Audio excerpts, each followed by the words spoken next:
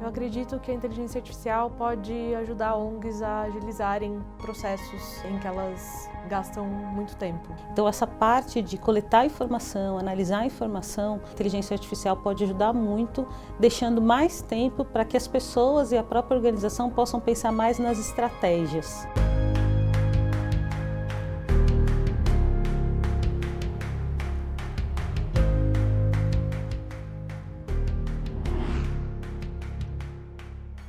Eu estou aqui com o papel de mediar essa conversa aqui, para a gente entender um pouco da experiência da agência pública, que eu acho que é muito interessante e vai abrir também horizontes, acho que para todas as pessoas que estão aqui, pensar em como apoiar o jornalismo independente e o quanto ele é importante para o fortalecimento da nossa sociedade como um todo, para a democracia, para o nosso trabalho cotidiano. Então, bem-vinda, por favor. Obrigada, Raquel. Oi, pessoal, boa tarde. Meu nome é Marina Dias, sou diretora de comunicação da agência pública e hoje estou aqui para contar um pouco para vocês como a Pública, que é uma ONG, é uma agência de jornalismo sem fins lucrativos, passou a usar inteligência artificial para resolver um problema muito antigo que a gente tinha no nosso dia a dia. Bom, deixa eu começar falando um pouco da Pública. A Pública é a primeira agência sem fins lucrativos do país, né? De jornalismo investigativo sem fins lucrativos do país. A gente olha, sim, para números, que a maioria dos veículos olham, para acessos, enfim, mas para nós, olhar para o nosso impacto, o que o nosso jornalismo causa no mundo é tão importante quanto esses números todos. Bom, impacto para a gente, muito resumidamente, é quando alguém toma uma decisão baseada em alguma informação que a Pública revelou. Isso pode ser uma mãe que teve o filho preso injustamente decide se encontrar com outras mães que passaram pela mesma coisa.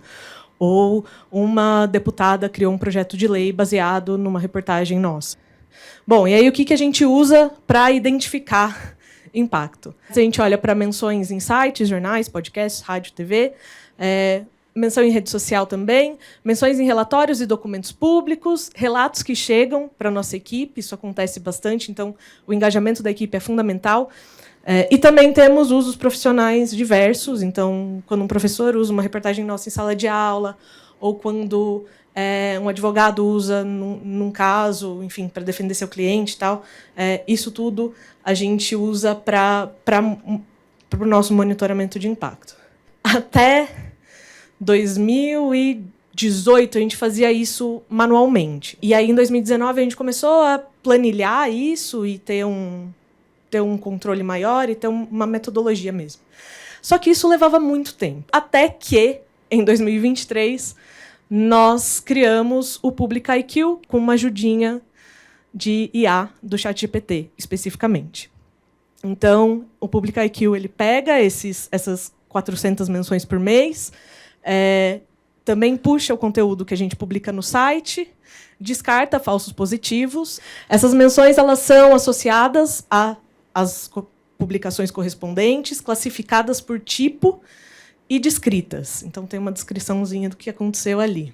Esse processo ele mistura automação simples e ChatGPT. Então, primeiro, ele pega esse alerta, ele extrai os dados, extrai um texto, basicamente, do que está ali, define se é sobre a Pública ou não. Isso é um prompt de ChatGPT.